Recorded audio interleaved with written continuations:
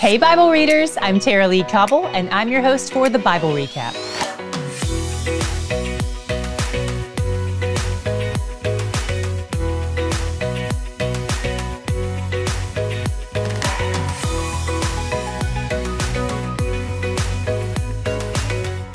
Welcome to our June Reflections and Corrections episode. Let's start with reflections.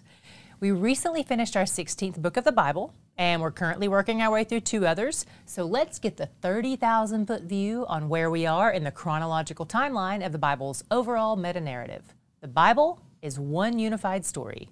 Way back in Genesis, God set out to build a relationship with one particular family, but things go terribly wrong when they fracture that relationship through sin.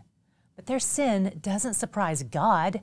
He already had a plan in place to restore this relationship even before it was broken. And he continues working out that plan immediately, undeterred and unhindered by their rebellion. He sets apart a man named Abraham to be the patriarch of the family, and he gives the family a name, the Israelites. They're a bunch of busted people who lie, cheat, and steal. God blesses them despite their sin, but sin still has its consequences. One of the long storylines of consequence is of the 400 years they spent enslaved in Egypt.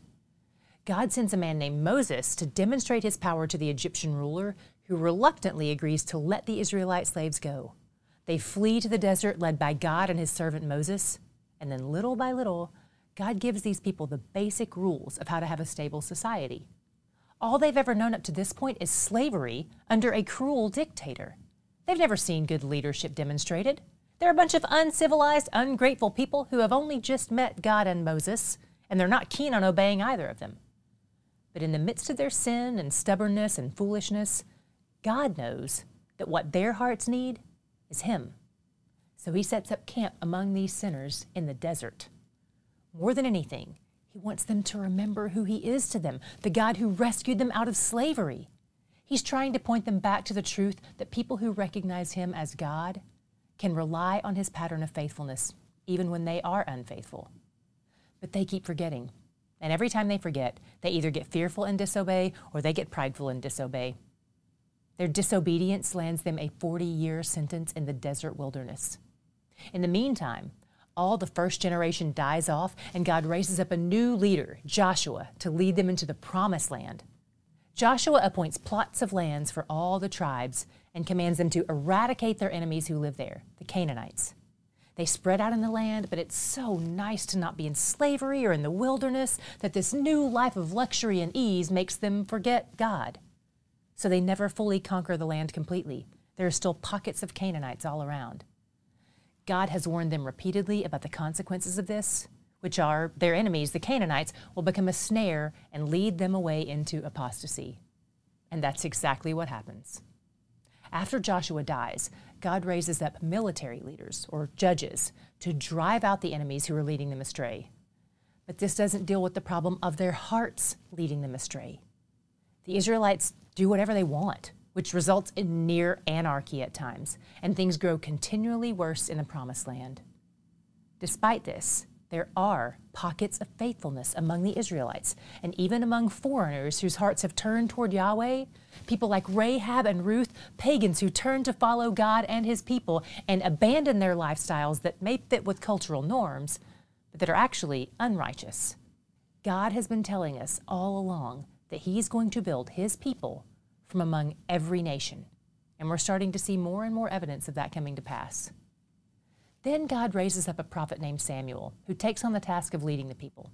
But what the people really want is a king. God tells Samuel to give the people what they want, but that it's not going to go well for them. Their first king is Saul, a fearful man who makes rash decisions without consulting God. After Saul dies in battle, a shepherd named David is positioned as Israel's second king. He is a man after God's own heart, but he is still deeply flawed.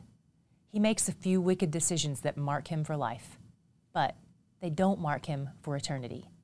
God shows him astonishing amounts of mercy and grace. David is succeeded on the throne by his son Solomon. Solomon is known as the wisest man who ever lived, but he has a bit of a problem with womanizing and worshiping other gods.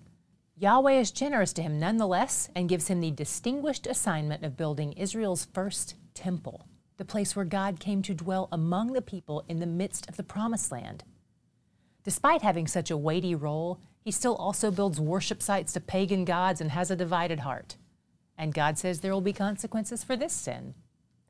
God raises up his servant Jeroboam, we call him Jerry, to oppose his reign. When Solomon dies, his son Rehoboam officially takes over the throne. We call him Ray. But King Ray is harsh toward the people, and lots of people don't want to follow him.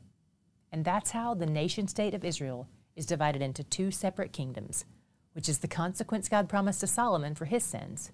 Since Solomon's heart was divided, his kingdom would be divided as well, into the northern kingdom of Israel, led by King Jerry, and the southern kingdom of Judah, led by King Ray. But God had promised to continue the line of kings through the tribe of Judah. He always seems to be on their side especially, but he takes good care of the northern kingdom of Israel as well. The northern kingdom has a string of exclusively bad kings, but God still sends the prophet Elijah to help set things straight. Elijah has a pretty lonely life of speaking hard truths to the kings and the people, but he has a rich intimacy with God that sustains him nonetheless. Okay, that's all for the reflections part of this episode, and I'm thrilled to report that we don't have anything we want to retract or correct from June, so we don't have any corrections for this month. Thank God. We are at the halfway point of our trip through Scripture, and I hope and I believe that from day one until now, you are seeing more and more that He's where the joy is.